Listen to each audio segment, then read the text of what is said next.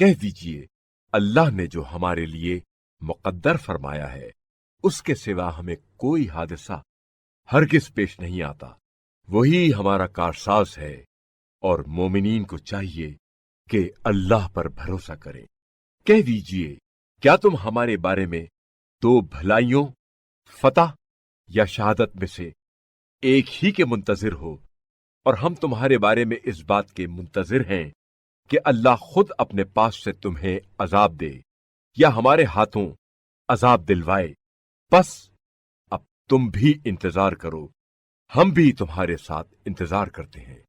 کہہ دیجئے تم اپنا مال بخوشی خرچ کرو یا بادل ناخواستہ، تم سے ہرگز قبول نہیں کیا جائے گا، کیونکہ تم فاسق قوم ہو، اور ان کے خرچ کیے ہوئے مال کی قبولیت کی راہ میں بس یہی رکاوٹ ہے کہ انہوں نے اللہ اور اس کے رسول کا انکار کیا ہے، اور نماز کے لیے آتے ہیں تو کاہلی کے ساتھ، اور راہ خدا میں تو بادل ناخواستہ ہی خرچ کرتے ہیں۔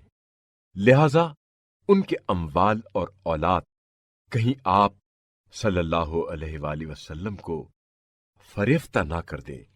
اللہ تو بس یہ چاہتا ہے کہ ان چیزوں سے انہیں دنیاوی زندگی میں بھی عذاب دے اور کفر کی حالت میں ہی ان کی جان کنی ہو۔ وہ اللہ کی قسم کھا کر کہتے ہیں کہ وہ تمہاری جماعت میں شامل ہے، حالانکہ وہ تمہاری جماعت میں شامل نہیں ہیں، دراصل وہ بزدل لوگ ہیں۔ اگر انہیں کوئی پناہ گاہ یا غار یا سر چھپانے کی جگہ میسر آ جائے تو وہ اس کی طرف لپکتے ہوئے جائیں گے۔ اور ان میں کچھ لوگ ایسے بھی ہیں جو صدقات کی تقسیم میں آپ صلی اللہ علیہ وآلہ وسلم کو تانا دیتے ہیں، پھر اگر اس میں سے انہیں کچھ دے دیا جائے تو خوش ہو جاتے ہیں، اور اگر اس میں سے کچھ نہ دیا جائے تو بگڑ جاتے ہیں۔ اور کیا ہی اچھا ہوتا کہ اللہ اور اس کے رسول نے جو کچھ انہیں دیا ہے وہ اس پر راضی ہو جاتے اور کہتے ہمارے لیے اللہ کافی ہے۔ عنقریب اللہ اپنے فضل سے ہمیں بہت کچھ دے گا اور اس کا رسول بھی۔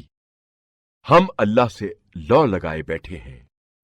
یہ صدقات تو صرف فقیروں، مساکین اور صدقات کے کام کرنے والوں کے لیے ہیں، اور ان کے لیے جن کی تالیف قلب مقصود ہو، اور غلاموں کی آزادی، اور قرضداروں، اور اللہ کی راہ میں اور مسافروں کے لیے ہیں۔